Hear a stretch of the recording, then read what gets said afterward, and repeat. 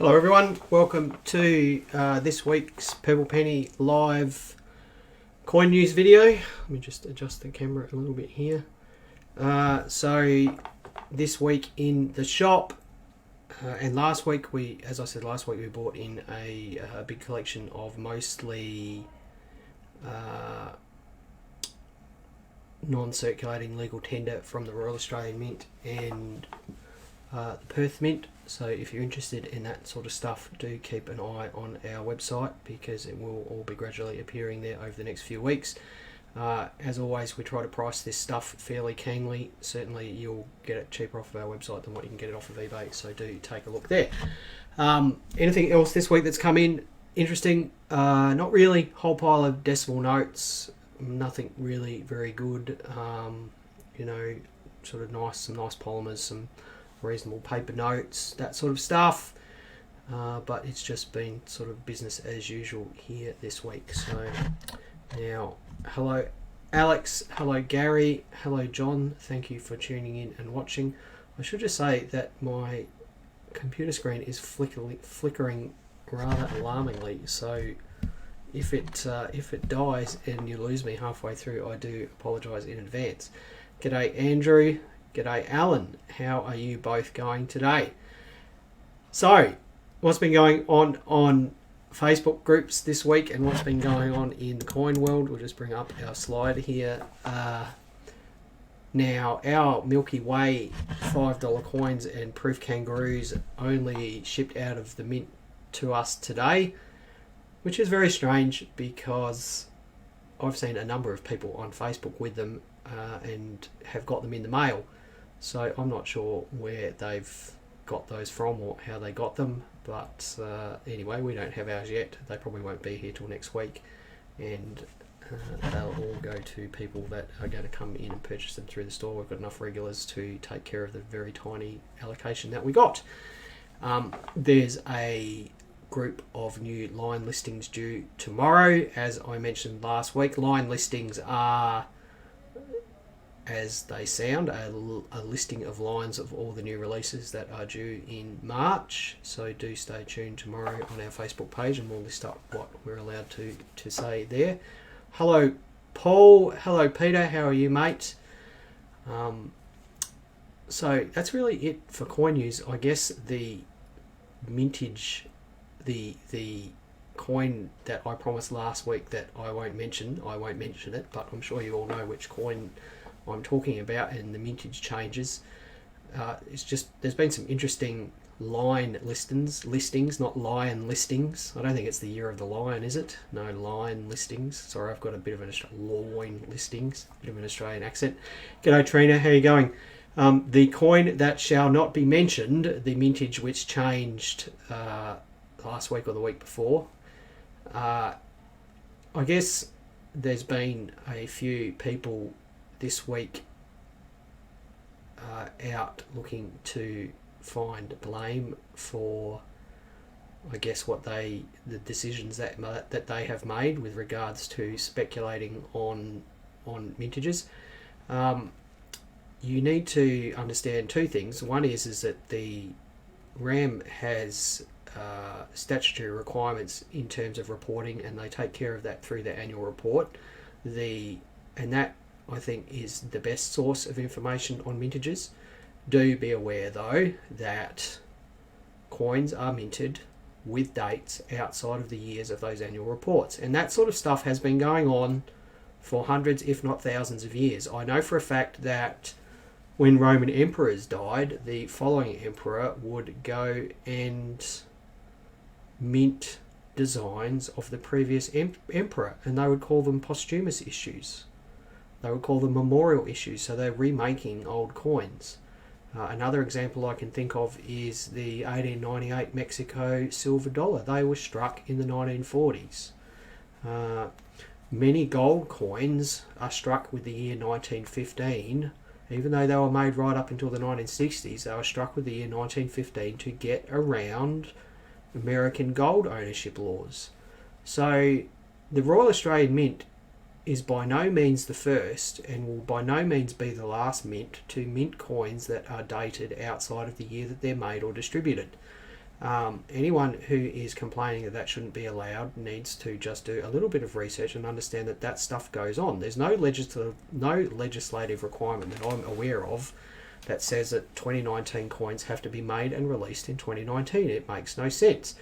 The mint is in the business of circulation coins, of meeting the economic demands of the nation. And they do so in an economic fashion. So, you know, get used to the fact that coins get minted outside of the years that they're dated. That just happens. The mint isn't going to throw away perfectly good production dies. They will use them. They will absolutely use them. And one of the coins we're going to cover today, you'll see that they make use of dies that they've made. These dies must be worth a few $1,000s each. Why would they throw them away? It makes no sense that they would throw them away. So if you want to get the best possible source of information, look at the RAM annual reports and understand that coins can and do appear in those reports up to 5 years after the dates on the coins. So that's life. It's not up to them to provide people with a stable investment environment for them to speculate on mintages. The circulation coin issues of the RAM are there to satisfy the economic demands of the nation. They're not there for people to invest on. If you want an investment, you find investment companies and they create product disclosure statements and they have reporting requirements to ASIC and all this sort of stuff. They're investments. Speculating on low mintage coins is purely speculation. And if you speculated and you lost money, you need to accept a large part of that blame yourself and not try to shift it to the mint, because it's not up to them to make it easy for you. Anyway, let us not mention that coin, but certainly I'm quite happy to listen to people's questions about mintages.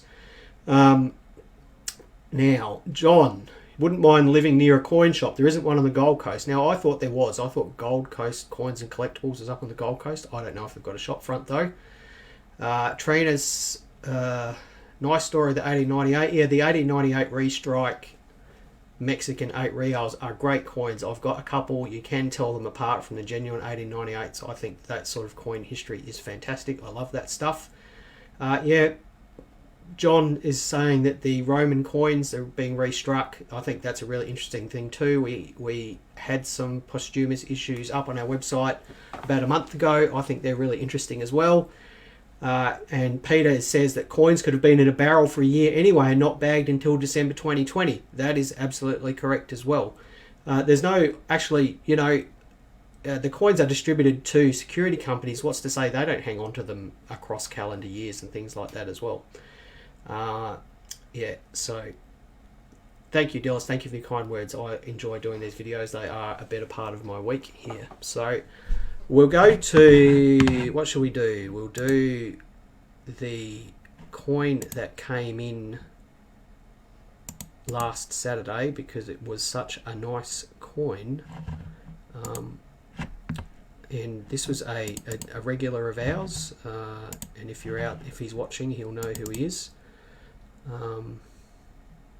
Where is it? Oh, I'm not going to be able to get it. Anyone who knows anything about Australian military history would know that during World War II there were internment camps in Australia, and the internment camps needed some sort of currency, and as a result there were some coins made and some notes made to be used in internment camps, and the internment camp money is quite collectible. And last week we had a coin come in here which I thought was just beautiful. It was there it is there, an internment camp 5 shillings. This is the hardest coin to find. A internment camp 5 shilling is about the same size as a 20-cent piece. It's made out of bronze with a hole in the middle. Hardest one to find, hardest coin in the series to find, and usually they're found in pretty poor condition. And this one was beautiful, glossy brown, had a few sort of adhesions and things like that. but you know, a lovely coin. If you are after internment camp tokens, because I think they're a wonderful piece of Australian history, then look out for a threepence or a penny. They're the most affordable ones, can be had for under $200, and you know, wonderful bits of collectible numismatic history. So that's a fantastic coin, and I was really just delighted to see it last weekend that the gentleman had brought it in to show it to us. Right, week number 3. What are we looking at? We're looking at valuable coins and change. Now, inevitably, when I'm only going to have 5 weeks, I'm going to miss out on some things. So I've taken the opportunity this week to do a bit of a twofer. These are one variety and I guess one error that similar values and can be found with sort of similar sort of regularity. The first one being the 2001 upset Centenary of Federation dollar. Those of you who aren't aware what an upset is in Australian coinage, if you take a coin and hold it head side up between your fingers and spin it around, as I've just done there, the reverse should be the same way up. If a Australian coin, a decimal coin at least, is upset, then the reverse will not be the correct way up. In 2001, for one die run of the Centenary of Federation dollars, the Peter's here. I don't know if it's the reverse die or the obverse die. Peter Andrews, you're up. Tell us, reverse die or obverse die. One of them was loose, and as a consequence, as the coins were struck, the die actually rotated. So we ended up with a run of coins where the reverse design was not the same way up as the obverse design. Those are called upset coins, upset errors or rotated errors. They can be found in change. I certainly don't look for them very much, but I have found one when I was specifically looking for them, and I found one in my change. I got it from Wendy's when I bought a hot dog. So they can be found, well worth looking out for. Okay, thank you. Peter Andrews has just confirmed that the obverse die rotated during the production of the 2001 Centenary of Federation dollar upset errors. Okay, they can be found in all angles of the clock face. By clock face, the degree of rotation between front and rear, 1 o'clock, 2 o'clock, 3 o'clock, all those sorts of angles. In fact, there are people that have put together full clock face rotation sets of the upset dollar coins. The other one in the twofer, because I think they've got a pretty similar value, is the 2000 Incuse flag Millennium variety. Oh, Alex Birkin says he's found 4 upset dollars in pokies over his time. They are around. We bought a collection last year that had about 80 of them in it, so this person had found 80 of them. Incuse flag Millennium coin. Now, this is an interesting one. Look at the flag in the corner of the Incuse of the Millennium coin, and the horizontal, vertical, and diagonal lines are usually in relief, which means that they're level with the surface of the coin. But in the case of one reverse die, those crosses on the flag were actually incuse, so that's where the Incuse Millennium idea comes from.